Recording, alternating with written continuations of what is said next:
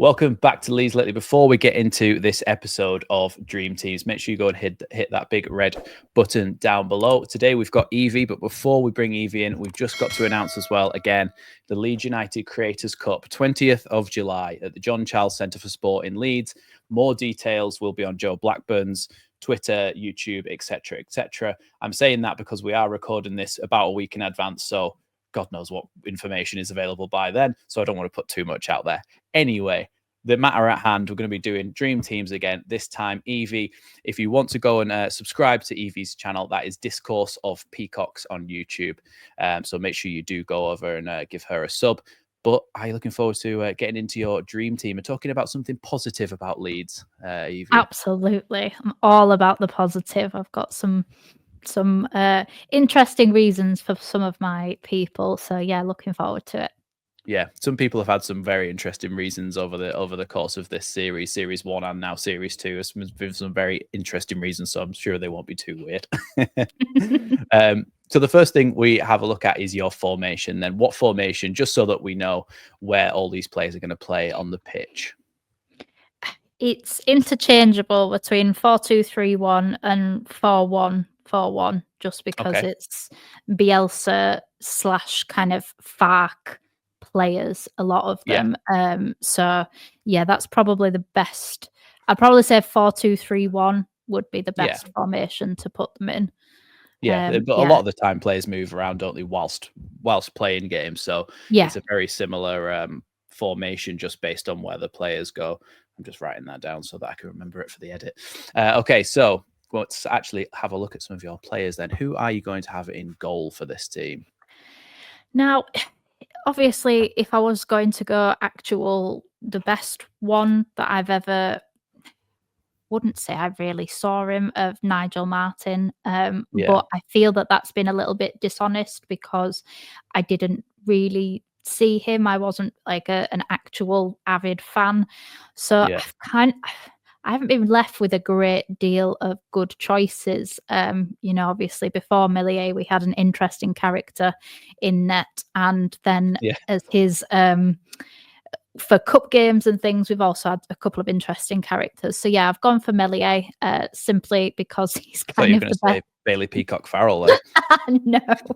No, I'm not quite that level of desperate. But my main one is, for each of these players, I've tried to think of games or instances where they made me feel kind of excited and alive by football. And Millier's got some good ones of, the Man City game where we won, the Liverpool one where he was absolutely peppered. I know everybody always talks about like the Arsenal Cup game for Millier in terms of like breakout performance and everything.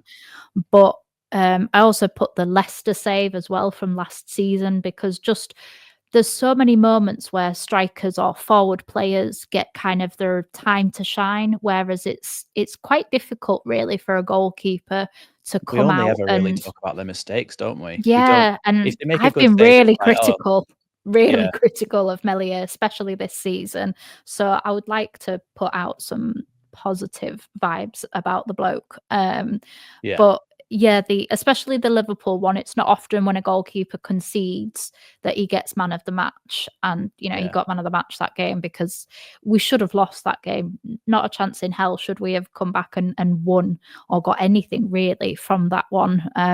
So in an absolutely dreadful season, it was one of the few shining lights. So yeah, Mellier's in goal for me. Yeah, I think that's fair. I think Joe Blackburn went with that one as well. If you haven't seen that yet, go and check out the Joe Blackburn video after this one.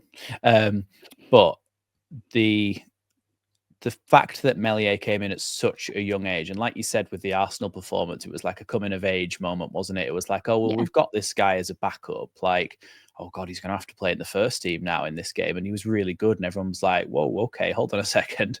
But yes, he's made his mistakes over the years, but I always try to say that outfield players, when they make a mistake, it doesn't result in a goal. So when a youngster comes on and they make a mistake and they lose the ball, it might result in a corner or a throw in. When a goalkeeper makes a mistake, that's it, and they're screwed. And everyone's like, "No, worst thing ever." I don't think they get the credit they deserve sometimes. and he's so calm and so collected. And I like the fact that he picks himself up after those errors. And I mean, after the Hull game, wasn't it? That he'd made a couple. And after that, in the period of like 10 games after that, he really picked himself up and really had really good, consistent performances. He had a little bit of a flap at a couple of things in the Sheffield United game, but like the other thing I've been trying to say this season is when you play in the Championship, nearly every time you score a goal, there's a goalkeeper mistake from the other team. Like every time I'm doing a live watch along, I'm like, oh, he's just made a mistake. I bet their fans are absolutely killing him for it as well. So we're not alone in that. And I think no. I think he's been a very good servant to the club, and I can understand why you would pick him, because as well, he's also a big symbol of that Bielsa era, getting back to the Premier League and being good again for a bit. I think that one of the things that he's a big kind of example of if you're good enough, you're old enough. Obviously, we had Archie Gray last year in terms of him being 17 and a starting, player for us. And that's why, he also came in halfway through a season to a promotion battle kind of thing, and he proved that at least at that time that he was good enough for us, because he was a part in that final run in that got helped get us promoted. So I don't, I wish that we did see more young players given that chance, but you're always stuck between a rock and a hard place of we need to get promotion, and we probably needed to get promotion, or need to get promotion more this year than we did under Bielsa, because we hadn't been to the Premier League. We hadn't tasted it for so long that we kind of didn't know what we were missing, or we could almost romanticize what we're missing. Whereas now we know it's not all that up there, but we also know that we need it as well. If you want the money as well, isn't it? I think it's really ugly side of things that we need it. We don't necessarily want it. In Joe's episode where I said that it's like we've when we first went up, it was like before we got promoted, it was like we were still living with our mum and dad, and we just had to pay a few quid in board every month. Like when we got promoted, it's like, oh, we've got a mortgage now. And then when we go down, it's like, okay, well, we've just lost our job and we need to get a new one before our house gets repossessed. Like you have no choice but to get promoted back. Otherwise, that could be you for years. Well, we saw it, didn't we? Under you can see it in other teams like QPR and Stoke and things when they miss their chance. Even West Brom, they're now they've got no parachute payments left. They've had this their second or third year now without parachute payments. So it's ugly. You lose the best players that you've got. You lose that kind of enthusiasm. You have people cancelling subscriptions. You have a very just kind of meh attitude around the place. And Leeds fans are very emotional, and that makes us some of the best, but also some of the worst, because of the fact that our standards and our expectations are so high. But actually, in reality, we haven't seen those heights for the best part of 2 decades, really, with a little kind of blip of Bielsa in the middle. So we want to get back to those expectations being able to be met, and that means that you've got to be in the Premier League, and it also means that you have to get beaten loads and be miserable for a large amount of the season.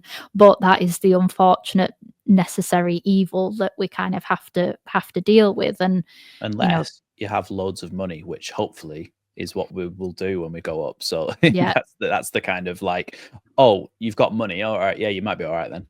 We might have to like forest our way out of things kind of thing. I was hoping more of a Newcastle when they nearly went down. They just invested in the right people, which we have Nick Hammond as well, who's their guy when they were signing Bruno Guimaraes and players like that. So that's what I'm hoping he can go, okay. Maybe we Brentford our way out of things then, because they have spent the least amount of teams, I think, in the last 4 years of teams that have been promoted. So, and they're mid-table, very comfortable. So I think that that'll be, if we could do that, I'd be more than happy with that.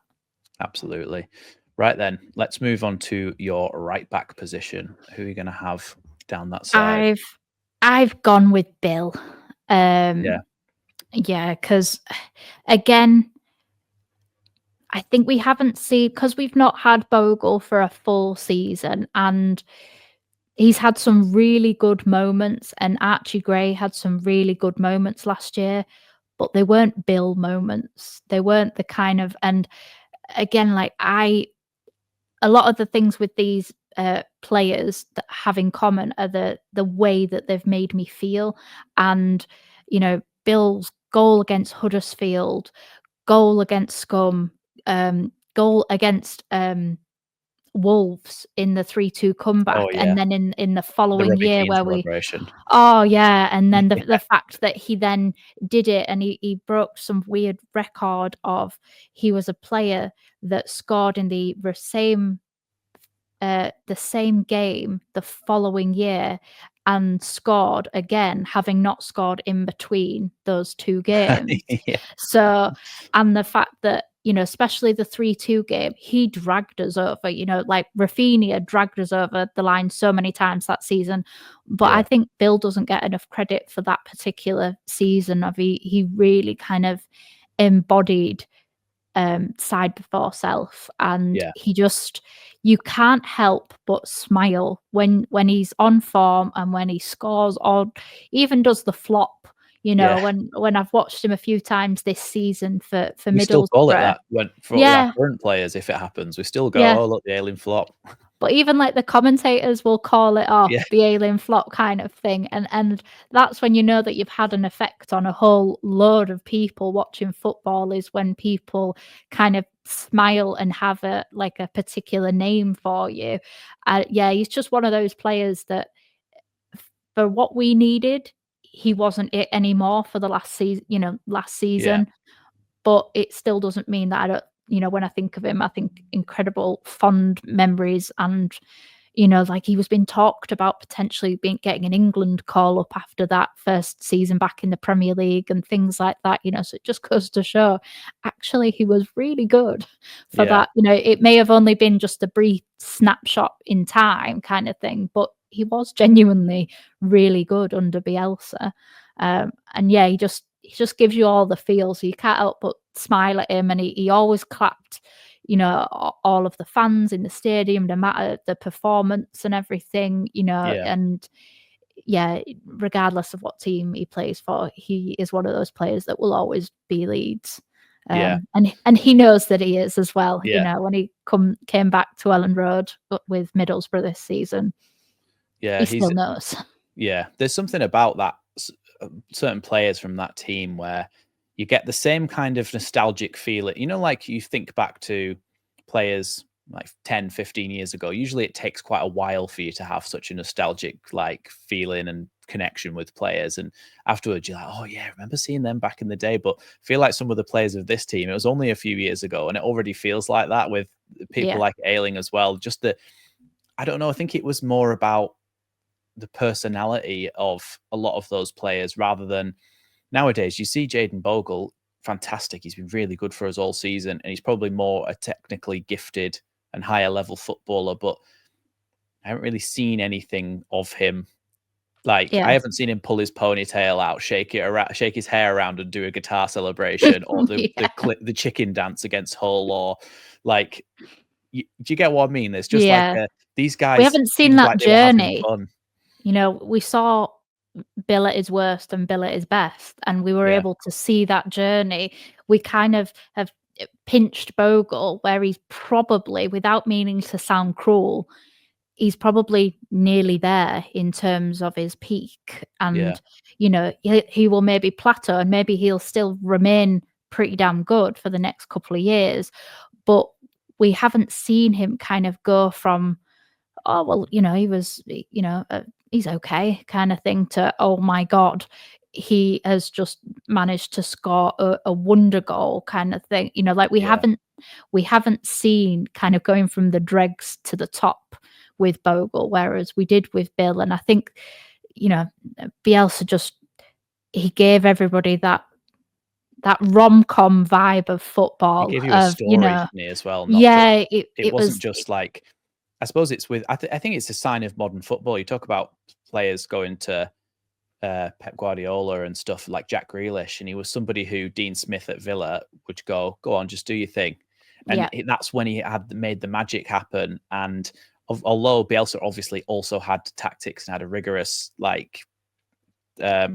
for them, I feel like a lot of modern football is like, no, you have to do this very specific role. These are the things that you have to do in this situation, this situation, this situation. You've got no kind of license to express yourself, which I think is, I mean, it's working for Farke, and it's creating so many goals and so many wins. But under Bielsa, there was a little bit of that element of chaos. Was one of the things that you put into the pot, and Bill Ayling was one of the people who just was like, yeah, I'll just run the entire length of the pitch, then put the ball into the box for Pablo to put it in the bottom corner against Swansea. Unbelievable. Right. Okay. Who is going to sit next to him then as the right centre back?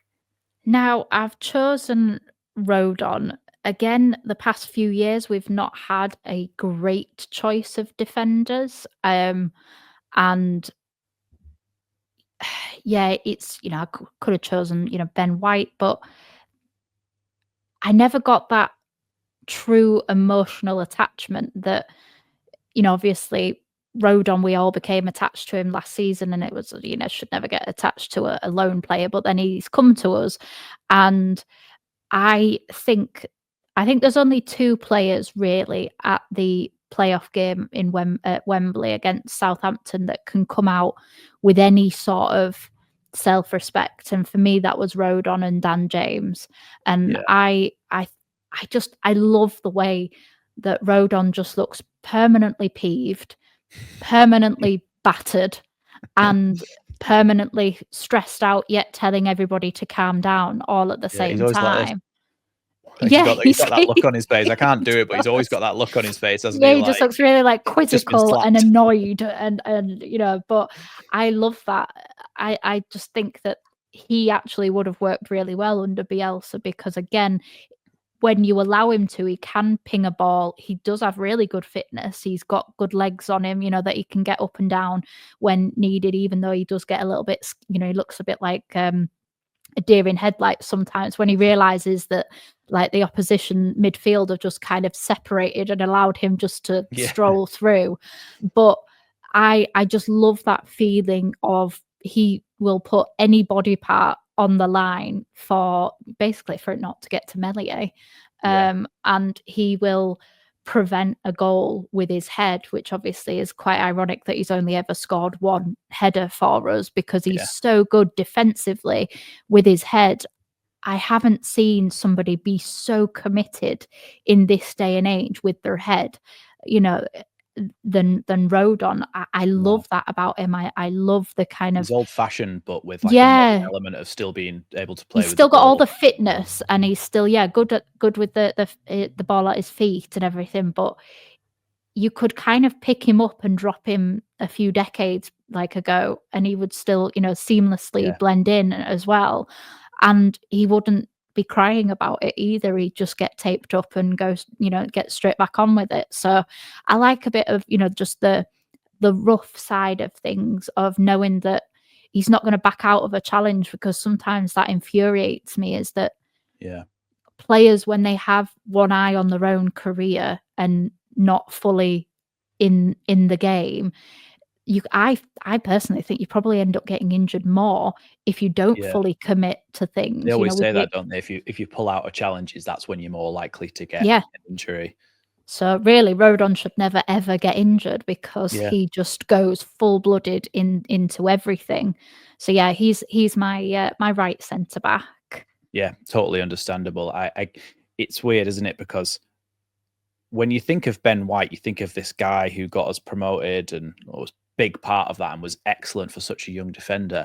But Joe Rodon's now been here for nearly double the amount of time Ben White was here. But because it's more recent, it feels like less time, if that makes sense. But like you say, old-fashioned, kind of seems like an old-fashioned defender. Always I think was it against West Brom, the tackle where they were almost through on goal, and he ran back, and he just, I don't even think he even tackled it. He just kind of tripped and fell on the ball in front of Elliot. He's anything to stop the ball going through, and that sums him up. And like you said, even though you said he's never going to get injured, but he gets injured every game, but they're just really minor ones, never a proper injury. It's always probably just bleeding like, from his head, and yeah, he's fine. Just bandage he's me just up got and someone's send boot me. hanging out the side of his skull, and he's just Yeah. like, right, are we carrying on then? Everybody okay? Everyone's Yeah, like, exactly. calm down a Why are you all looking at me? You know, I'm Yeah. absolutely fine. Yeah, like So something out of a cartoon. Okay, who's going to partner Joe Rodon then and be the other centre half? Well, this is a guy who you could put him anywhere on the pitch, and Bielsa often did, and that would be Mr. Dallas, because he, I could have made a case for him just basically being anywhere on the pitch, but yeah, he's my left centre back because, again, the Man City game, Stuart Dallas brace in that the season, obviously, where he got his career-ending injury, he, up until that point, had made the most successful tackles of any player in the Premier League that season. And he wasn't even particularly good that season because we were just awful. So poor, yeah. Yeah. But the season before, obviously, he got like Leeds Player of the Year. It was wonderful. You got to, when they had the club awards and everything, and you got to see, everybody, and everybody was a little bit drunk, and he was just brilliant that season. But he, again, it's a running theme of he was a side before self kind of player, and he'd been at the club for a long time before Bielsa came, and again we saw that journey of before Bielsa, during Bielsa, and then for a short period until he got injured after Bielsa as well. And he again went in on everything, and yes, he probably shouldn't have gone in on Jack Grealish, because Jack Grealish's calves are actually titanium. So he probably shouldn't gone in on them. But he just really embodies, and it's lovely watching him now. Obviously, he does the like the Leeds commentary and kind of punditry, but he's also even getting on Sky and everything, which of somebody not only ex-Leeds player, but also Northern Irish. He's got a very strong accent. So it's lovely to see him doing, having a career after a career-ending injury. And you can tell that all of the players love him still as well, because he was doing the punditry, wasn't he, the other day? I think it was after the Sheffield United game. Yeah, and they all went over, and so who was it that gave him a kiss on the cheek? I can't remember. It might have been Firpo or someone like that. Yeah, someone came over and gave him a kiss on the cheek, and he was just like, but you can just tell that even after Bielsa left, those players who were the leadership group, according to Jesse Marsh, those players were the guys that everybody looked up to, your Coopers, your Dallases, your Aylings. And again, like we were saying before with Ayling, it's the story, isn't it, of, he cost, however, like a pittance, basically. Yeah. And like you said, he was there for a long time before that, just kind of being a left-sided midfielder, just being an average championship footballer. And Bielsa came in and was like, no, I've got plans for you. And the heights that he got to, like to finish 9th in the Premier League, with the career that he'd had before that, I don't think he could have ever imagined that.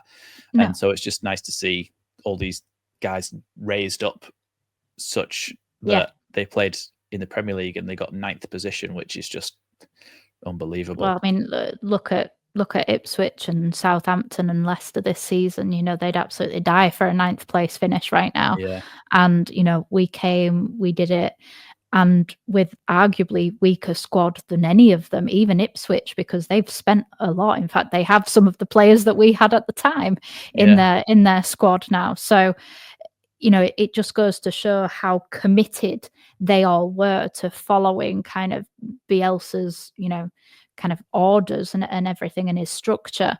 And he was just one of those players that you just knew it was the Burnley game as well, where he scored a fantastic goal, and you just kind of get this warm feeling when you're watching him, because of the fact that he could just slot in everywhere, and he would do a really good job. He would never look like he shouldn't be there. You know, you could Yeah. make an argument essentially for him If starting you hadn't anywhere. watched Leeds and you just watched one game, he could be playing Yeah, anywhere and you wouldn't know he's out of position, yeah, basically, exactly. other than in goal maybe.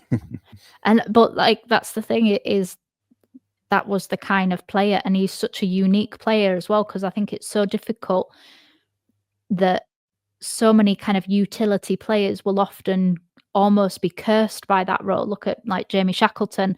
He kind of never got a place, A, because of injuries, but also because he was this utility player.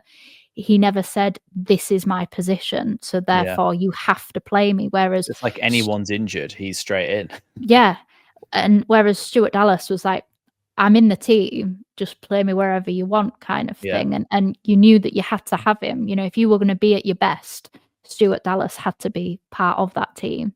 Yeah, because most like you raise a great point there because most utility players are jack of all trades, master of none, and they don't excel in any position. They just do a good job here. And there's no shame on Jamie Shackleton or anything. No, no. He was always a 5 out of 10 performer. Like he's always an average performer who's decent. But Dallas would play in any position and be a 7 or 8 out of 10, which was the difference because you do not see that very often. No. And that's probably where the comparisons to people like James Milner came in because he's probably one of the only other players James Milner that is, who you could play in any position and would do really, really well there rather than just kind of fill in a hole. So Yeah. I think, yeah, Dallas is a great pick. And yeah, I can't remember whether I put him in my team or not, but I should have done. You've convinced me. So who's going to play left back then? It's gonna be Alioski I because don't he's think you're the first person to pick him, so somebody else must have loved him as well.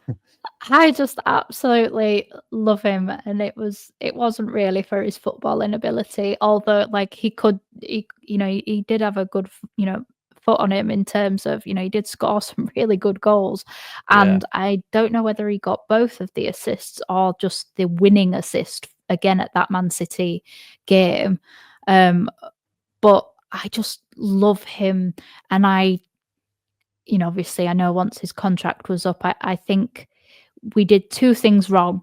We didn't get rid of people early enough, and we got rid of some people too soon. yeah, For me, you put Alioski and Dan James in that relegation season or the almost relegation season before, and it's a different set of circumstances because you've got more heart in there and more drive and more passion, and yeah, sometimes you just need that in order to get over the line, and I loved how he would get in the faces of other players. He would shake the tunnel before every yeah, game. He would just wind people up so much, and he was on the right side of shithousing kind of thing. yeah, He was a walking yellow card. He was a disaster so often, but yeah, he was also incredibly loving and hilarious to watch, and somebody that kind of knew that he probably shouldn't be in the Premier League. So yeah, he was going to enjoy it regardless.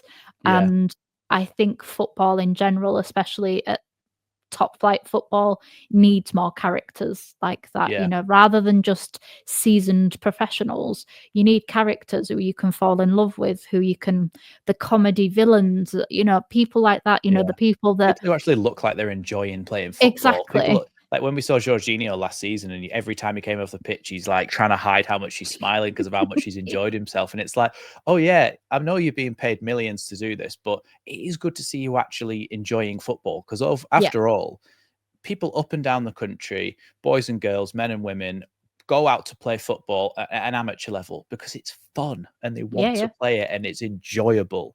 Whereas in the Premier League, I know it's their job at that point, but some of them you see them and they're just like the whole time. But you saw people like Alioski and he was just having a laugh. Him and yeah. someone like Click as well, just having a laugh and yeah, like you say, shaking the tunnel. I remember seeing videos of him like screaming and making weird noises. His dad accidentally leaking the away kit on his Instagram story. And it's just like stuff that you don't really see happen anymore. And it's like, oh No. yeah, he's actually fun and it's enjoyable. It makes it even more fun to watch Bielsa ball to know that you like the people who are perpetuating it. So Yeah, yeah, and I think Alioski's a great shout. we're starting to get back to a little bit of fun this season, and we're starting to, after a couple of years of not really liking the team and only potentially liking some individuals, it's nice to actually have a team that you can borderline fall in love with again. You can, this is the reason that you enjoy football. It's, these little silly moments, the kind of the Melier running towards the Sunderland, after obviously all the crap they gave him during the game, and having, like things like The that, last laugh. the moments, and I hate to sound all Jesse Marsh about things, but sometimes it is those moments that really, you don't remember the rest of the game. You maybe only remember 90 seconds, 30 seconds of a game because of how it made you feel at the end. And you don't really care about all the tactical, everything that goes into making that game, but you remember how it made you feel. And that's what basically my team is. I'm all about the vibes kind of thing in this team. At the end of the day, as well as I was saying, people play football for fun. We watch it as a form of entertainment, whilst most of the time it's anxiety. Ridden watching Leeds, and it's frustration, and it's sometimes anger at points. The joyful bits are when you score a goal, which everybody enjoys and everybody gets up and screams and shouts, or when little moments happen where someone does something funny that you then remember. Like you said, it's the little moments you remember. It's not like when I think back to games from even in the Premier League season a few years ago, if someone picked out a random game like Leeds versus Palace in a certain game or something, I couldn't tell you the score. I couldn't tell you. Some people can, but I can't. I can't remember anything about like random games from a year ago. Even last season, I won't be able to tell you what happened a lot of the time. Yeah, I've got a really weird knowledge. I'm quite good at random things like that. But I might be able to tell you that Jorginho flicked the ball over someone's head in that game and was running off laughing in the other. Like, do you know what I mean? So it's and so I totally understand why you would pick Alioski, because at times people were going, "Oh God, he's terrible. Why has he let him in behind him again?" But then you'd see him spoon the ball into the crowd. Like, I saw him do it. It must have been 20 odd times trying to shoot from the edge of the box, and there was just one. I think it was against Newcastle in the Premier League, and he hit it like a rocket, and it flew in the top corner. I'm like, oh my God, it's actually got in for once. And it's just, little things that you remember. So I think Alioski's a great shout. Yeah. So if you're going for a 4-2-3-1, are you going for two midfielders now? If you want to pick one of them to go for. We've got Calvin. Because he's the boy, isn't he? Really, again, I like to picture him with us because his career hasn't gone very well since leaving us. And even though he's on loads of money, I just want him to be a Leeds player still. Yeah. I obviously, when you look at where he's gone, the unfortunate thing is we probably sold at the ideal time, because his stock has never been higher than that point. But he, again, being a Leeds lad coming up through the academy, there's not many, especially in this day and age, academy players that stay for such a long time and also succeed and, get promoted, finish ninth, become, England Player of the Year. All of these things happened whilst he was with us. For as much as he technically won the quad, or not the quad, the treble. He played about 30 minutes worth of football in that season. Whereas actually finishing ninth, you could argue, with the history of Leeds over the last 20 years, is actually a far bigger deal than winning a title and a European trophy. And he was pivotal. Everything went through him.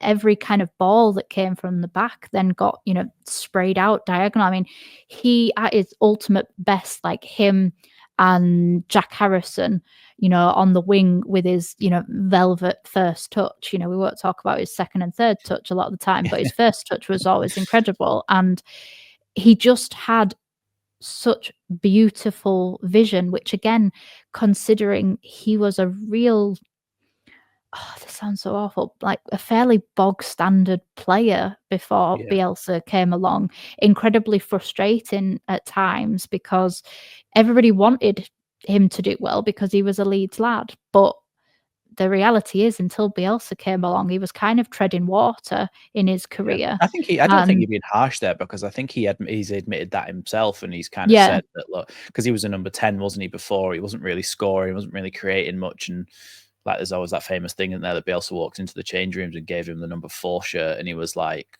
hold on a second. He was yeah. like, that's the holding midfielder, and then, like you say, from there, it all just went the right direction.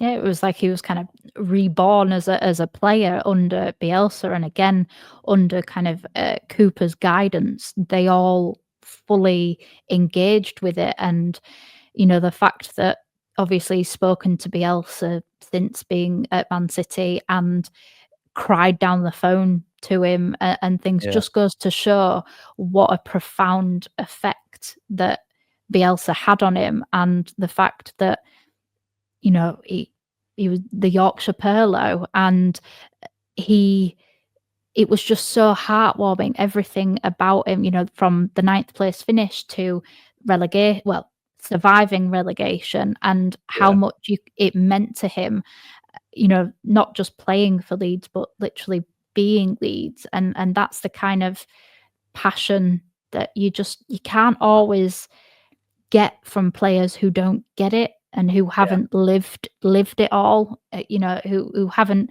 witnessed the heartbreak as a fan as well as a kind yeah. of a And player. they won't have experienced rivalries and stuff. And even though, because especially say if a foreign player came into Leeds, they would say, okay, well, there's a bit of a historic rivalry between Leeds and Man United, but they haven't played in 10 years. So since the FA Cup, for example, or Yeah, whatever, and that was years and years ago, and they'll be like, oh, I don't really. But then when you've got Cooper and you've got Calvin in there going, this really matters. We've got obviously didn't go very well in the end for those last times we played them, but people who know what it means, like you yeah, say, and people who've come through the academy. And it's not often you get players who've come through the academy who are good enough to play in the team, and when they do, it's almost like they're too good, like Archie Gray, and yeah, they're going to get snapped up by someone. And I think it was before we started recording, we were kind of talking about those sliding doors moments where a player will really burst out of the academy and look amazing, but because we're in the Championship, they'll get snapped up by someone in the Premier League. yeah, There's not much we can do about it. But Calvin, obviously, he'd had like a bit of a plateau for a while, like you said, but then when Bielsa came in, he had that rise perfectly with the same trajectory as Leeds, which it doesn't happen very often. And then no, obviously, when it all came crashing down, just before it all came crashing down, he then left. But it's nice to have somebody who's, which is, we kind of only really got that in Sam Byram now, haven't we? Even though he yeah. went away and came back again. Potentially Harry Gray now that he's back training with Yeah, the first team. but apparently that someone else, I think it might be Spurs, were looking at Harry Gray now as well, saying, "Oh well, he's got the same DNA." I saw I think an if we get article, promoted, but this is another reason why we have to get promoted, is because then we yeah, can basically tell them where to go, which yeah, had we have gotten promoted last season, we could have also told them where to go. Spurs yeah, would genuinely be in a relegation battle because, they've got no defenders right yeah. now And with everybody. he's having to play centre back, isn't he, Archie? Yeah, Which, which we were I all mean, critical of Fark, saying he shouldn't have been playing right back, and he's now yeah, playing centre back in the Premier League kind of thing. So, yeah, he's got such incredible talent. It's just such a shame that he slash the club, whatever side that you kind of fall on, couldn't just wait one more year kind of yeah. thing. I know obviously he's probably financially not saved the club, but he's put us in at the strongest position that we could be in by Yeah, and going. overall, I So think the sale of him and Jorginho, well, and Somerville, has allowed us to, which very rarely happens in your second season of being relegated. I actually think we have a stronger squad than we did last yeah, season, which does not happen very often. So I guess the sale of as if you're looking at it without emotion, the sale of those players has allowed us to build an overall stronger squad, which might be better fit to survive if we do get promoted. yeah, But it's like the whole theme of this episode has been how it makes you feel, isn't it? And it kind of makes you feel a bit crap that you lose players like Jorginho, Yeah. like you were saying before, who's so happy all the time and making it look fun, and Archie, who's come through the academy, and we're just starting to see him come into the first team and show what he's about, and he's gone already. And it's frustrating, but without being too negative, let's move on to the next one. Let's think happy thoughts. We'll move on to Click, who is Right. my other midfielder. I didn't want to go too much into Click before when I mentioned Alioski, because I thought the theme of this episode, I had a vibe that you might be going for Click, so I was like, let's talk about his stories at his point in the video. I was absolutely heartbroken when he left. I thought the way that Jesse Marsh had ostracized him for his American boys, and that's nothing to do with them being American. It's just the story that got kind of, was like Americans would ride in on a white horse and save Leeds United from being relegated. But he was somebody, again, that you just couldn't help but love, and you would probably hate if you were playing against him, but you would all secretly love to have on your team. I am not a lover of John McGinn for Aston Villa, but I also would quite like him if he played for Leeds, because of the fact he's just got that edge to him. And, obviously, his goal scoring did slow down a bit when we got promoted, but he did have an amazing out of the box shot on him. And, he scored some important goals, and he just never stopped running. He was the only player to appear in every single one of Bielsa's games, and he really, again, blossomed, having gone out on loan, and we were in a scenario where a lot of the time, if you went out on loan, you weren't ever playing for you weren't going to come back. That was it. You were done, essentially. Just, it's like a slow breakup, basically. And he fought, even playing styles like under Jesse Marsh that just clearly didn't suit him, and he didn't want to be playing, but he still came on and made a difference. And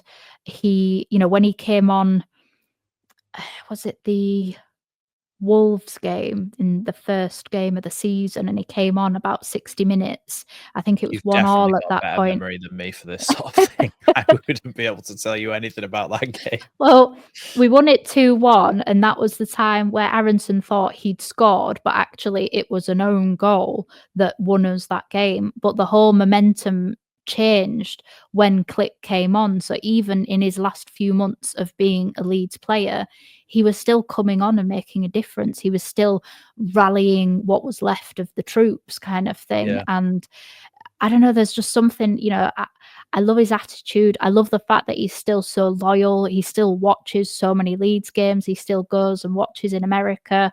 He goes to all the Leeds pubs and things like that out there. And he's on holiday, and he's there and on his Instagram, and you can see that he's watching us and things like that. Just, I don't know, it's kind of like a PS type thing of, because he still loves us, it makes my love for him while he was a player stronger.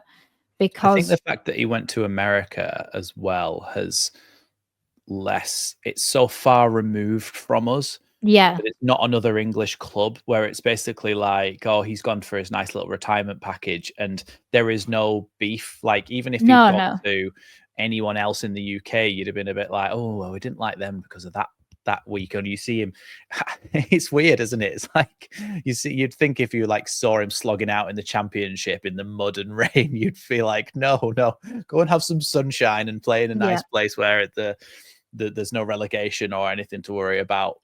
And I think it would have tarnished it a little bit more if he'd have gone somewhere in England. But the fact that he went to America, it was kind of like, you still get that vibe, don't you? Like, he's on holiday he and he's rides still off watching Leeds into the sunset. And there's, because we're never going to meet in a competitive match against an American team unless we enter the Club World Cup somehow. But by that point, I don't think Click will be playing by that point, so it's fine. But I just, I love that feeling. I love what he resembles and represents. And we did the stadium tour. It was actually we went in, I think it was between the Christmas and New Year period in the relegation season. And obviously it hadn't been announced that he was going yet. So I got a picture with his shirt. And then obviously I think it was 2 games later, it got announced that he was going. So I was so grateful that I managed to like go in the changing rooms, get a picture with his shirt and everything. And, you know, it was one of those times because, you know, I hadn't got to do that before, you know, obviously with COVID and everything like that, you know, they hadn't done the stadium tours for a long time.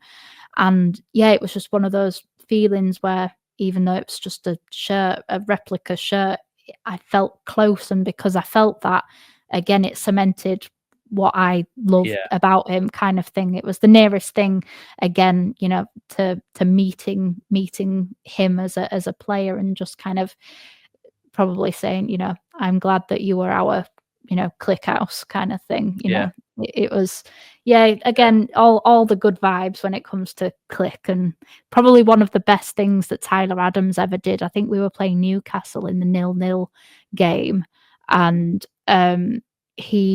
somebody had like gone in on a tackle on click or something, and Tyler Adams just kicked the ball and it hit the ball, and the ball kind of went like, his ball went that way and the other ball went, so they couldn't take a quick throw in kind of thing. And they just kind of had like a sup bro kind of moment. And that was probably my favorite ever Tyler Adams moment as well. Yeah. Well, Click was just like, it's his personality thing as well. Again, going back to with Alioski and stuff, and the fact that it was Click, wasn't it, that poured the bottle of water down the back of the shirt, and then he just walked off drinking it like nothing happened. Was it that Villa game? It might have been. I can't remember when there was some sort of promotion going on the sideline. Where everything kicked off with the Bamford dive and red card and everything. And it's the fact that he had a personality outside of football that you could see as well. Because he's not just one of these guys who he's like a robot and does the same thing as all the rest of the footballers. You could see that he was like hardcore into his gaming. He did graffiti and he had like hobbies that weren't footballer hobbies. And you were like, oh, he's actually got a bit of personality. And he did the graffiti, didn't he, of the champions outside of Elland Road, which you can still see. I think you can still see it, can't you? Yeah. Last time I went, it was still there. And it's like, oh, one of our players did that when we got promoted. And it's like, you can still see that that's there. And therefore Click will be, until that wall is knocked down or they paint over it or whatever, that Click will be immortalized there in that. And you'll walk past it and you'll think of Mateus Click, which is nice as well. Okay, so back on the good vibe train. What about your right midfielder? I've got Dan James. Okay, yeah. Because I absolutely adore Dan James. I think that it's so nice because I've been like on this Dan James train for a long time, and he's never once complained about anything.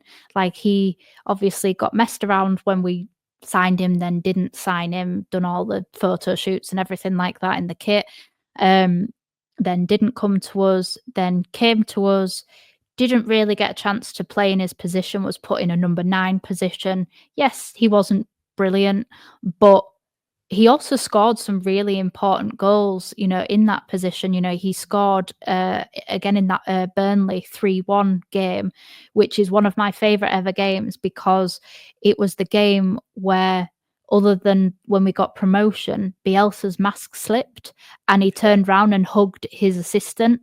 And that was kind of the realization that I was like, one day I want a hug off that man because he looks like he gives the best hugs ever.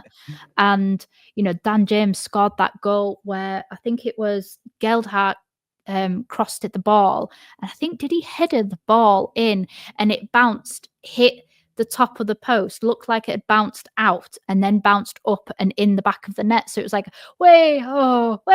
moment. It was, that kind of goal, it was like a microcosm of what that entire season was of, oh, we're okay. Oh God, we're going to get relegated. Oh my God, we've stayed up.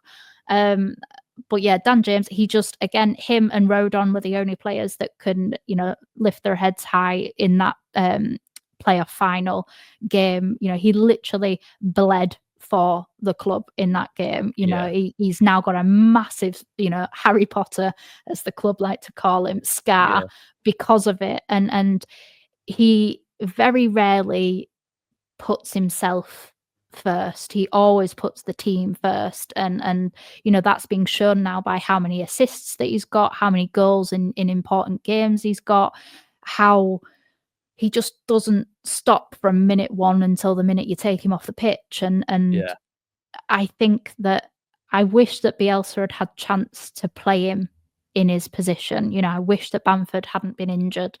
I wish that the club provided Bielsa with a striker like he was probably asking for a lot behind the scenes. Yeah, exactly. I just would have loved to see Dan James under Bielsa, because I finally feel like Bielsa's getting the vindication that he needed. When we were all saying we needed a striker, and you've brought in this, this guy who just runs about that we've paid 25 million from, scum for, and now, well done. And it's like, no, actually, he's really good. He just needs to play in his position, and he's become a lot more composed, which I think would have happened again under Bielsa had he have been given the ability to play in his position. But I love it. He has mild shithousery, which again, we don't see with that many of our players now. They're a lot more professional now. Whereas Dan James can leave a foot in, can say things, because he does have that edge. Just run into goalkeepers, like, well, that's how he got he's so all fast, of his yellow himself. cards, didn't he? It was like, it was okay. Well, we can't score the goal, so what we need to do is we can't let them start the game again. So Dan James, just go and foul the goalkeeper, and that'll.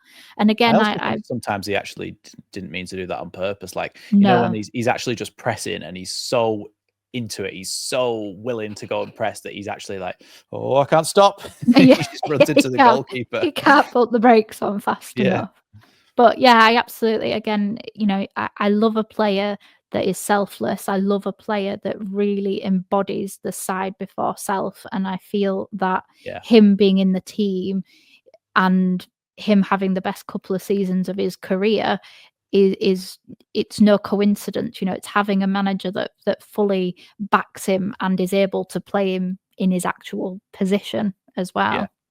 I think he's been unreal for us, and I think, like you said, he's had that vindication as well as Bielsa to say, look, he is a good footballer and he deserves to be in the starting lineup. And the fact that some of the players that he's keeping out of the starting lineup in Nonto, Nonto and Ramazani, who are both very good, skillful players, the fact that he's keeping out them has shown how much he's come on as well, and how much Leeds fans start to appreciate him. And it's almost like once you get into a routine of playing in the same position and you have a structure that the manager is giving you, that it gives you the confidence to then play with a bit more kind of bravado and a bit more bravery. And Dan James now is just kind of more and more and more confident, but never arrogant, which kind of sums him up. The fact that he will just run and run and run, but now it's all starting to click together with his ability to cut inside rather than just go, because he used to be quite one-dimensional. He used to just run down the wing, and then if he's got his right foot, there's not much he can do with it there because he's blocked off. But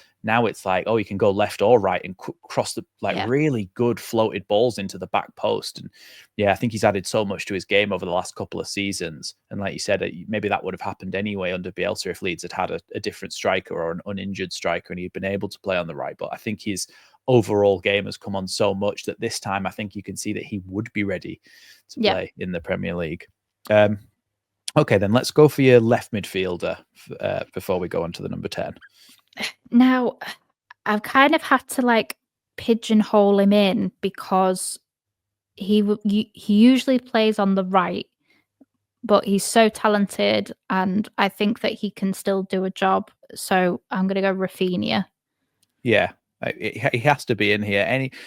Anything from recent years you think about the quality of him and what the things he's gone on to do, and it doesn't make me sad when I think about him. In terms of, it makes me sad that we didn't stay up, in terms that we didn't spend in that January, because then maybe there's a maybe there's an argument that we could convince him. His dream was always to go and play for Barcelona, and he never made a secret of that, and that wasn't being disrespectful towards Leeds. It was just players have dreams themselves, kind of thing. And that was always his like dream. a young Brazilian lad. He's looking at, he said he looked up to Ronaldinho. And I mean, like, I think also as well, what we're talking about with players like Click going to America and things like that. Barcelona feels so far removed from where Leeds are in a relegation scrap in the Premier League and then going down to the Championship that you also don't begrudge too much on that one, and you remember fondly more. I think even with Calvin Phillips, there was more of a sour taste in the mouth in the fact that he went to Man City. If he'd have gone to like Juventus or Bayern Munich, even Bayern Munich, or someone of a European giant to win trophies, you'd go, okay, look, that looks like a hell of a lot of fun going and do it. But Man City, it's the fact it's Man City as well. It's not like an established, not like a Liverpool. No, it's a manufactured club. I actually think he would have done much better at Liverpool as well, because I think that Klopp is a better manager as well as tactical manager. But yeah, Rafinha, his like moments, the obviously the way that he earned the penalty, and he took the penalty on the final day of the season. Then his corner to Jack Harrison keeps us up. The assist for the Norwich goal, the fact that he just kept on going, the fact that he went into the crowd on the final day of that season, and that was on the Premier League's Facebook official site. That was the cover photo for about 6 months. And, of him and his family and the fans, he's there with his top off, just absolutely loving it. That is, again, the almost moment like the Premier situation. League's better when Leeds are in it. And a lot of people agree, not even, Leeds fans, a lot of people agree. A lot of people that don't like Leeds agree that it's a better league. But, the fact that we were away from home and he delayed the Brentford fans the ability to celebrate at their home ground, because he was there crawling on his knees the full length of the pitch, thanking, God, because he'd made, a prayer, which a lot of them do. And obviously he's very Catholic and religious, and he'd made a prayer saying, please keep Leeds United, which he didn't have to do because he had a release clause. So it would have been much easier for him to get his dream move to Barcelona. He actually probably made it more difficult. Yeah, absolutely. Made it more difficult for himself, because he respected Bielsa. I know Bielsa was gone, but Bielsa was the person who coached him. I don't think we can really say that Jesse March coached him. But when he put him at right wing back and put him on long throw-ins, he's not long throws. How dare you? God, that is. It just makes you shudder and cringe when you look at him, what he's doing now, especially as well. Like he's Barcelona captain, ultimate like powerhouse in football right now, dragging Barcelona over the line, kind of thing. He's gone from, keeping Leeds out of the Championship to, potentially winning Champions League with Barcelona, and they wanted him gone a few months after he started there as well. So, I'm glad that he's finally getting his flowers there. But he just makes me happy, like, in terms of when I think about him, I just feel really grateful that we were able to have him, even if it was just for 2 seasons. His dog still wears a Leeds United leading collar and things. I think he commented on Strauch's picture the other day, didn't he, as well? Yeah. So he still keeps an interest. Obviously, they're friends and stuff, aren't they? But it means that he's checking the score as well and having a little look, which is nice. He wanted to come to the playoff final, but he couldn't because he was playing a game. Well, it's probably a good job that Rafinha didn't come to the playoff final. So maybe he comes to the celebrations this year. Yeah, exactly. When? When. But yeah, he just makes me happy. He's one of those people that I can look at their career and I just feel grateful. I don't feel bitter or twisted or anything like that, or you're a sellout or anything like that. I just have great admiration for him and very grateful that he kept my club up that season. It's just a shame we couldn't have continued his hard work and stay up the following season without him. it's also like had been years and years since we'd had a world-class player on our books. And with what Calvin became, that I think for a season, Calvin would have been classed as world-class with what he did for England in the Euros as well. I think that's more debatable. But Rafinha, I think having a Brazilian on the books to start with, who isn't Adrian, who was the last Brazilian that played for us, and nobody has fond memories of him apart from laughing at him rolling around 18 times. But the fact that we had a Brazilian in our team, which for any other Premier League fans, which they won't be watching this, but for any other Premier League fans, they're like, yeah, what do you mean that's normal? But for us, who'd been in the doldrums of League One and the Championship for so many years, to have like a Brazilian winger with flair, with ability, who could score goals, assist goals, like hits the bar with a free kick every game.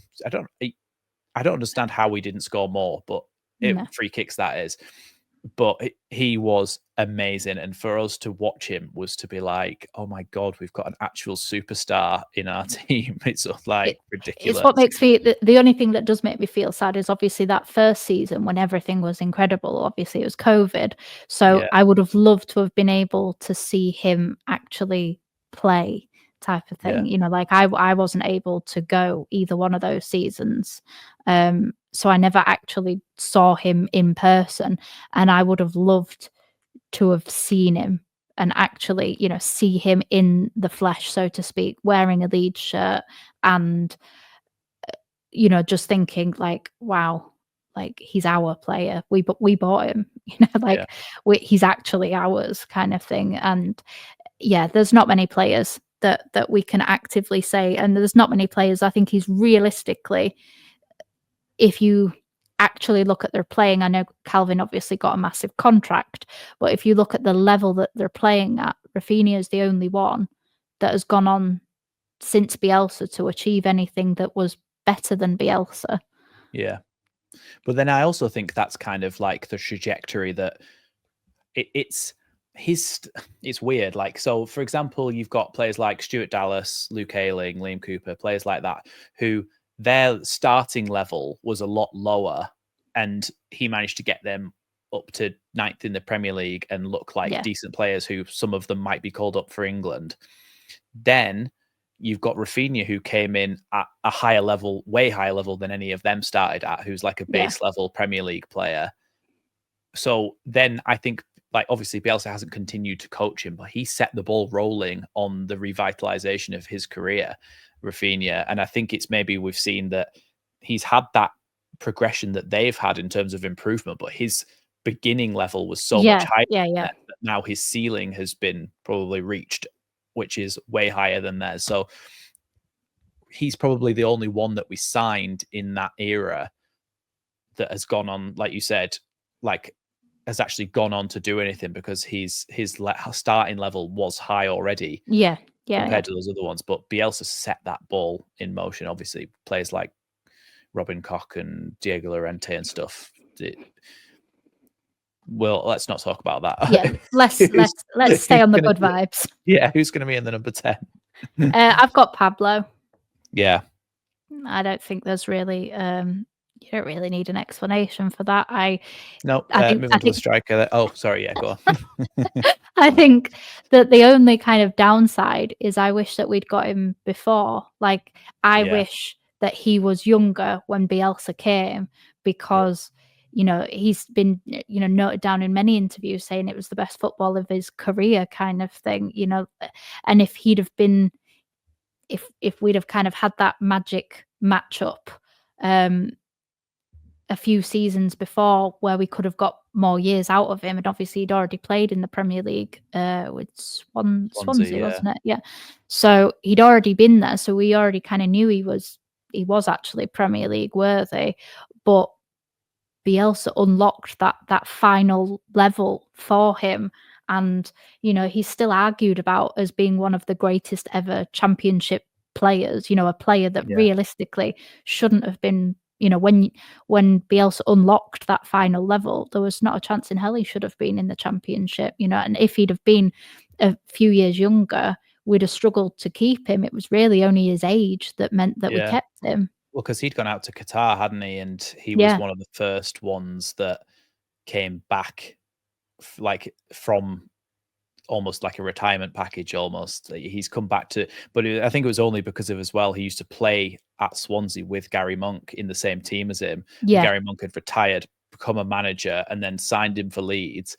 And then obviously Bielsa did what he did with him and turned an already, again, it's like what we were saying before, turned an already talented player and raised his levels. I think as well, what do you think about this? Do you think that if Samu Saiz hadn't had his attitude problems and spitting at people and things like that, do you think that he would have gone on to be a similar level of footballer to what Pablo was for us if he'd have had that full time under Marcelo Bielsa? Because I think he certainly had the talent and was kind of a similar mold of player. Yeah.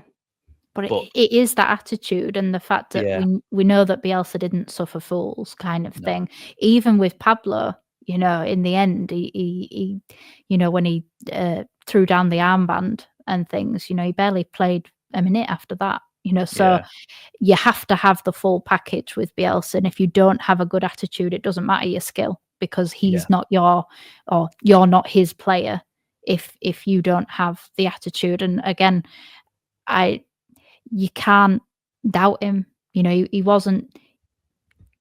he brought the best out of so many average players and made them a top half Premier League team that you can't doubt him. You know, if he says that, you know, the only thing I think that you could ever doubt is Tyler Roberts, because Tyler Roberts instead of like Geldhart, and you just think that I think Tyler Roberts has the same amount of goals as like Rasmus Højlund.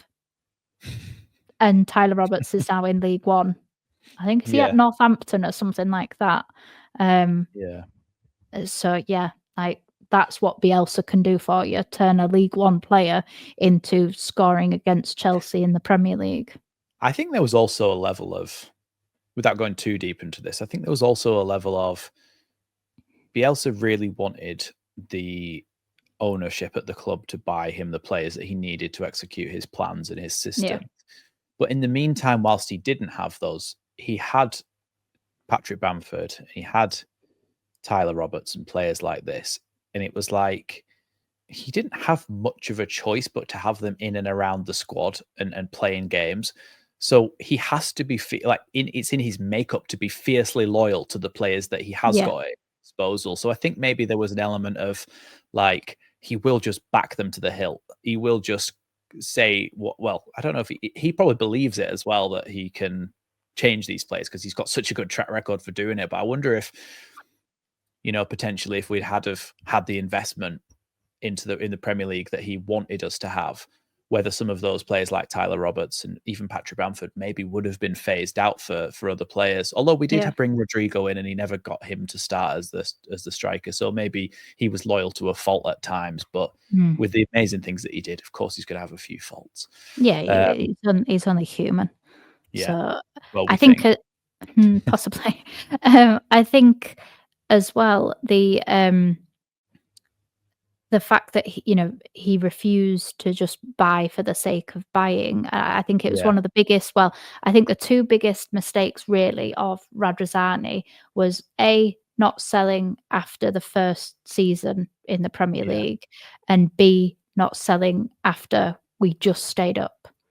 I think either one of those that should have been enough of a scare and a red flag. To be absolutely. like, but he was such a narcissist when it came to, believing that he, I don't know, kind of had this god complex that he was going to be the one, between him and Victor Orta, it was like a battle for who was the biggest god. Happens with most people who've got that much money. Oh yeah. But like, there's a lot of money, which he has, and there's Premier League money.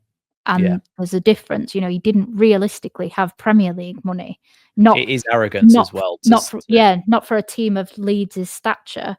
You could probably have that sort of money if you were as well run as Brentford. Yeah. But we needed to buy those players, because some of these players, were almost League One level. Well, some of them literally are League One now. Yeah. So, or to buy to pay the wages of the staff required to operate like Brentford, which he didn't do either, because this new ownership has come in who also are willing to spend a lot of money when we go up, or so the noises coming out of the club seem like.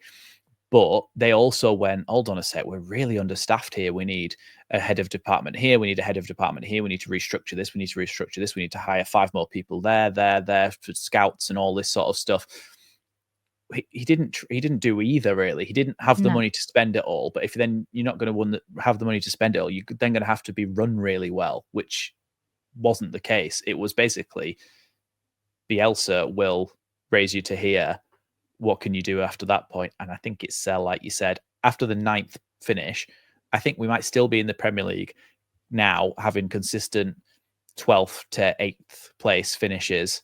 Yeah. If we'd have sold to the 49ers and had the investment at that time. But I agree. Yeah. Okay. Shoulda, woulda, coulda. Yeah. Come on. Let's go for the striker quick. I'm gonna go for a striker that doesn't score many goals because I loved him last season. So I'm going to go with Jorginho Rutter. Okay, yeah.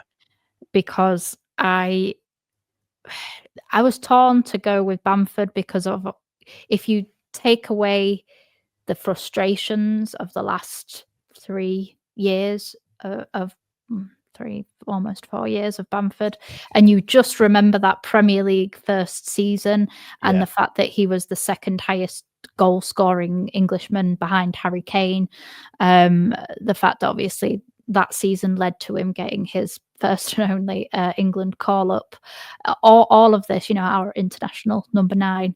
I think Rutter gave me so much enjoyment last season. And such a short period of time and such a lot of enjoyment is rare to have in a footballer. And it's taken me probably until the last few, maybe since the turn of the year, to be able to watch him play for Brighton, because it made me sad. Because you do his goal celebration, they'd be shouting, chanting Jorginho, and it's like, no, that was us last year. You're not allowed to have that enjoyment. That was our enjoyment. Just before you go on, that's the sort of transfer that stings so much more, because whilst it doesn't really matter who's a big club and who's not a big club, but when you think about it in terms of the history of the Premier League and the First Division and everything, the fact that a Leeds player could be poached by Brighton and be doing really well in the Premier League, whilst Leeds do well in the Championship but still are in the Championship, it stings so much more, because you're like, that's Brighton, that's a tiny small club on the South Coast who are doing way above what they should be doing. They're obviously really well run, but it's a bit like, I don't know. They have a very good owner. Like their owner, if you take away the amount that owners are allowed to put in, Brighton wouldn't be where they are. Brentford are a better run club, in my opinion, than Brighton are, because they've got like government grants because of the amount of sports research that they're doing. Brentford, they're absolutely incredibly well run.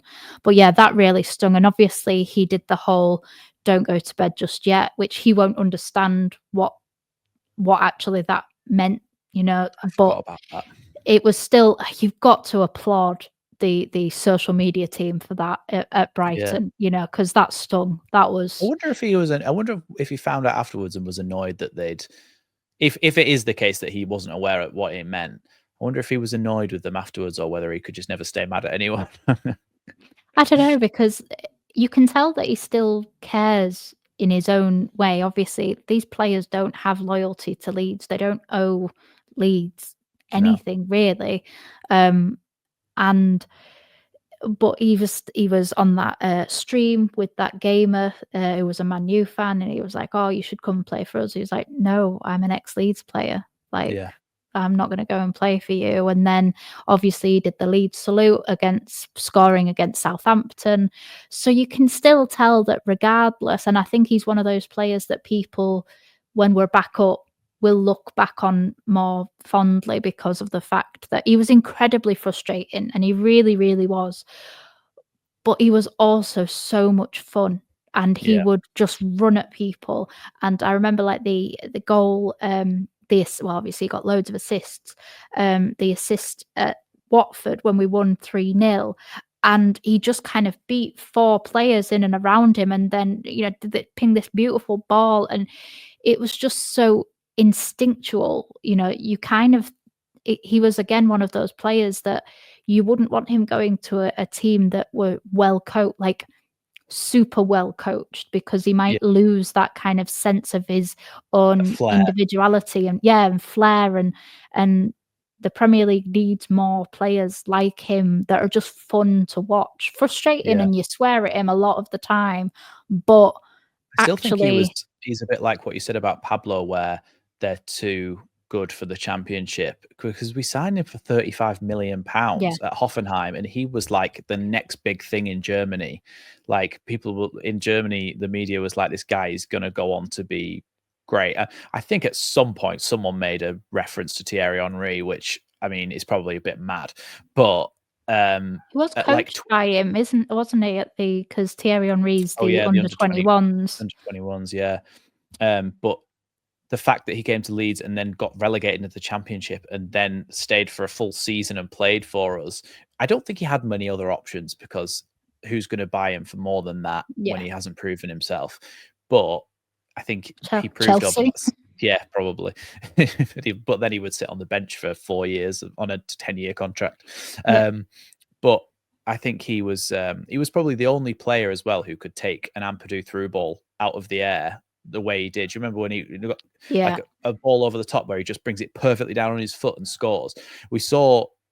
I think we've seen Dan James through on goal, we've seen Piru through on goal, other players through on goal where they've just taken a terrible touch after Ampadu's played a ball over the top, and it's like Jorginho seemed to be the only one who could do that and put it in the back of the net, and you'd go, wow, he's got that Jack Harrison level of first touch where you yeah. go, oh my God. He would sky the easy choice, like the easy Oh yeah. options, and then he would score the ones that you're thinking, well, there's no way he's scoring that kind of thing, Yeah.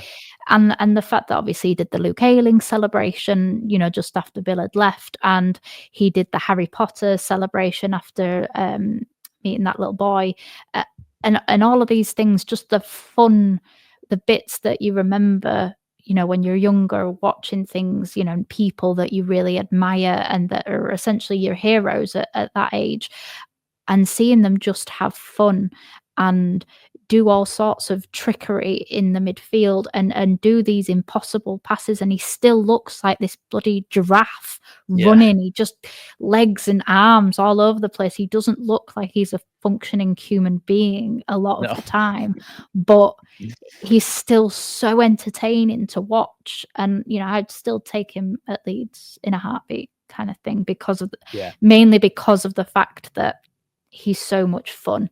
And I think that he's If we had probably one of the only ones that I think would still get in this team, because Yeah. for as much as Archie Gray is brilliant, he's not replacing Bogle at right back. No. And you're not really going to move Ampadu or Tanaka out for No, not now Archie that we've this signed season. Tanaka as well, like you say, this season. Yeah, We're so much stronger in that department. I think as well, if we did still have Jorginho, the fact that him and Aronson are such different molds of players, that they could both play in that number 10, and yeah, that they could both they offer different things. And yeah, that's kind of what we've all been crying out for. Is we said, please sign another number 10, because A, Aronson might get injured at some point, might not last forever, him playing there, and B, you can have different styles of players in there, and I think he's a yeah. very different style to what Aronson offers. So having them as two number 10s this season would have been amazing. But obviously, that would be taking the piss out of the rest of the Championship, having Oh, 50 yeah, million pounds worth, or 55, 57 million pounds worth of number 10s, half of which yeah, are on the bench yeah. in the No, I mean, Championship. but there has been a few games this season where we have really missed a Jorginho, whereas again, not discrediting Somerville, not discrediting Archie, we haven't missed them. I think No. out of everybody that left, obviously Kamara included, um, I know Bill went technically at the end of last season, officially, but we haven't missed. I would say Jorginho is genuinely the only player that we have missed this season, and that's only in spells. I'm not saying Aronson hasn't done a good job, because he has, but Yeah. for a number 10, Aronson has got more goals, I think, than Jorginho had for all of last season, but Jorginho got so many assists, whereas Aronson's only got a handful of assists, Yeah, and for a and number that 10, comes down to that different style of number 10 as well, I think, yeah, because Aronson's very much he'll make third man runs into the box, he'll arrive late and try and score goals, whereas Jorginho is very much, I'll float out to the wings so that there's, for example, if he was playing this season, they'll be like, oh, so it's me, Dan James, and Bogle.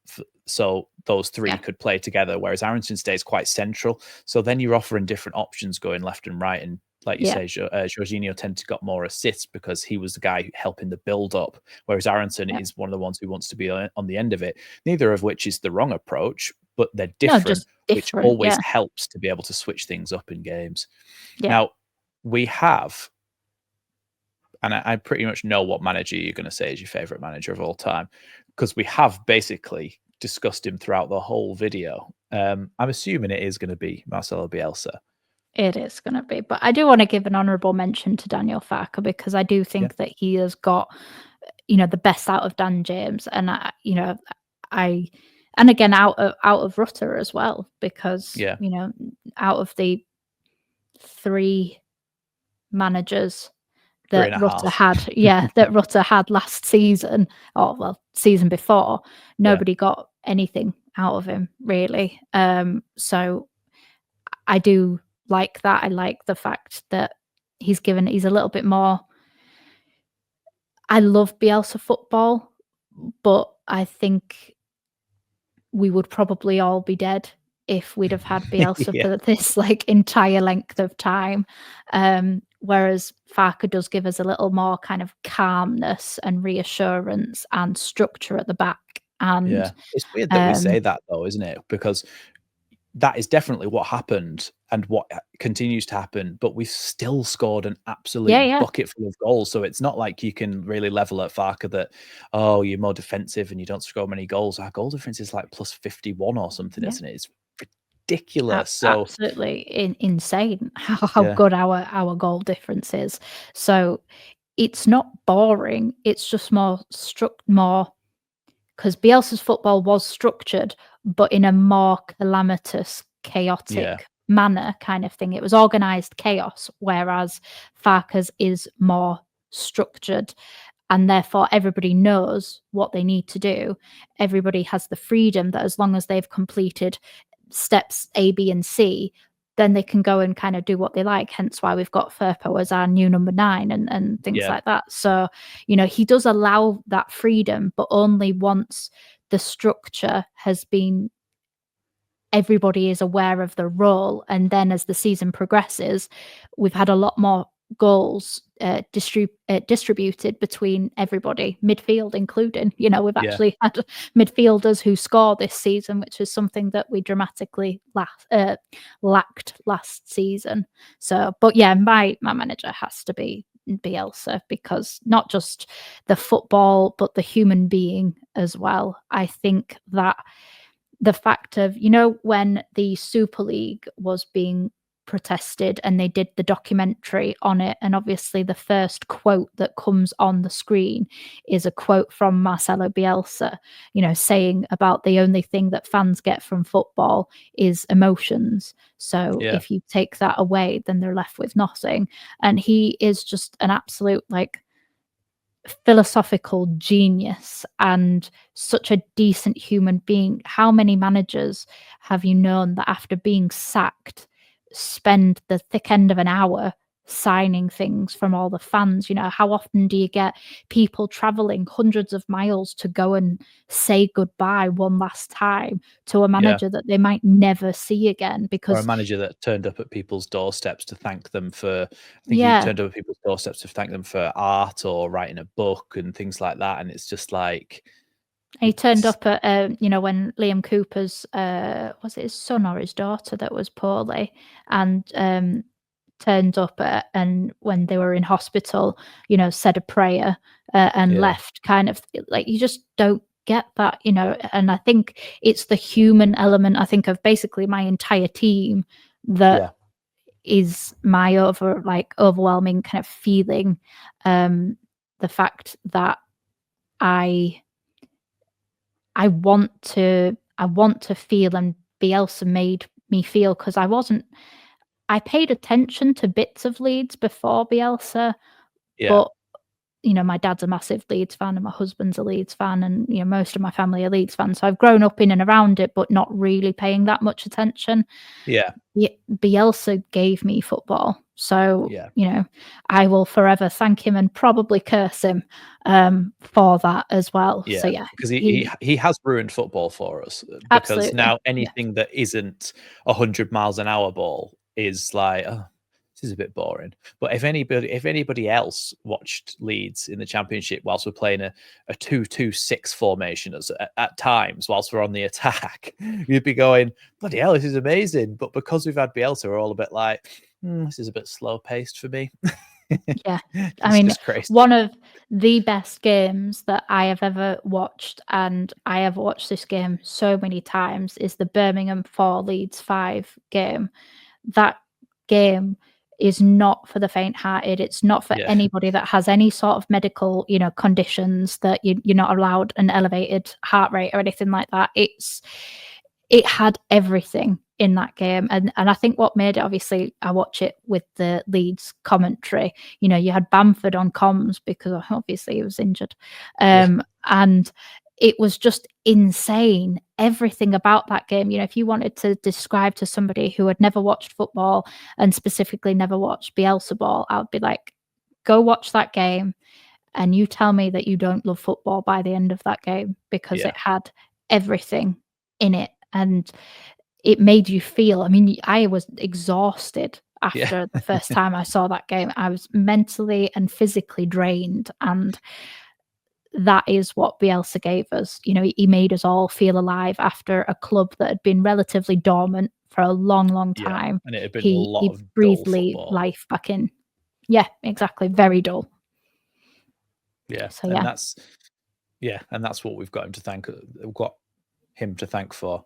Yeah, because he has basically lifted us up to the Premier League, which allowed us even the privilege of being relegated to have another go, which is something that we couldn't have even dreamt of when we were finishing 13th every season in the Championship. So, yeah, obviously, absolutely amazing manager. And like you said, it's one of them where you don't really see that many people who are involved with football being that much of a decent person. No. Even though you see players doing charity things all the time, they actually have obligations to do that. They are told that they have to do that.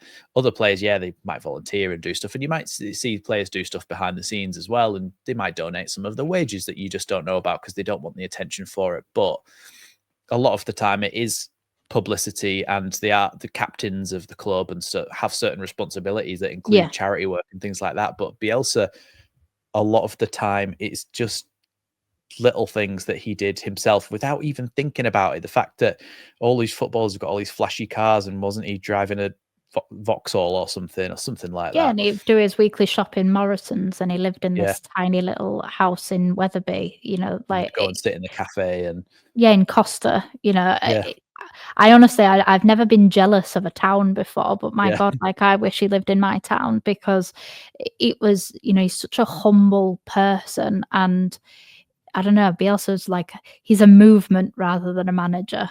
Well, that's what other managers have said as well about him, isn't it? That they've said that big inspiration comes from him, and a lot of managers adapt what he's done, because it's almost like mining some sort of raw metal and ore, and he's just basically like, here it is. All the other managers are like, no, let's refine that a little bit to make it a bit more palatable. And obviously that's probably the wrong thing to say because you don't eat metal, but you know what I mean. But Bielsa's just like, this is it. This is heavy metal football. Let's just go for it. And absolutely. And he admitted himself that players couldn't do it for the long term, because it was just, his football was so physically demanding, and you either give the man what he needs, i.e. a refreshed team, or you're setting him up to fail, and they set him up to fail, and when the only people that you buy in a January window was a Mateo Joseph for the under-21s, what are you expecting? He already worked miracles when he had a full fit team. He couldn't work it when you have the spine. You have Bamford injured, Calvin Phillips injured, and Liam Cooper injured, and Luke Ayling was injured as well for large parts of that season. So you had such huge characters and actual scoring / keeping the ball out of the back of the net off the pitch. what Yeah. what you chance know, did he have? he didn't have any chance, and yeah, I won't. I'm not a very bitter and twisted person, but I won't forgive Radrizzani and Orta for that because No. they had the chance to literally go down in legendary books for Leeds United, and their egos outweighed the need for the team. Whereas Bielsa tried. Yeah, he had his flaws. He played things. He didn't go more defensive. I think there was only one time I really saw him go defensive, and it was in that Man City game. Yeah, because we've Other had a player red carded, so yeah, even he couldn't at that point be like, exactly. oh, But yeah, other than that, he didn't do that. So maybe, he was stubborn, but he was also quite vocal with the fact that he needed a new squad and they yeah, couldn't provide him with that. And the 49ers would have loved to have taken over, I'm sure, at that point. oh yeah, So they didn't want to take over a championship team. They wanted to take over a Premier League team. It requires it's easy. It's kind of easier to restructure when you're in there than it is to go down and and then feel have the to come back. financial restraints tighten every year that you're down. So, but yeah, Bielsa will forever be my favorite manager. It doesn't mean that I won't love other managers, but he will always just pip them. Yeah. I feel like I've only just noticed as well that I can see him just crouching in the background watching us this whole time. Yeah, Yeah, he's just there. see him there in the corner. Yeah, so amazing. That is EVIE's dream team. You can see it on the screen somewhere around. I don't know which direction. I always get confused with that. But so let me know what you think of EVIE's team down in the comments below. Of course, remember it is your favorite players and EVIE's opinion, not to the best players of all time.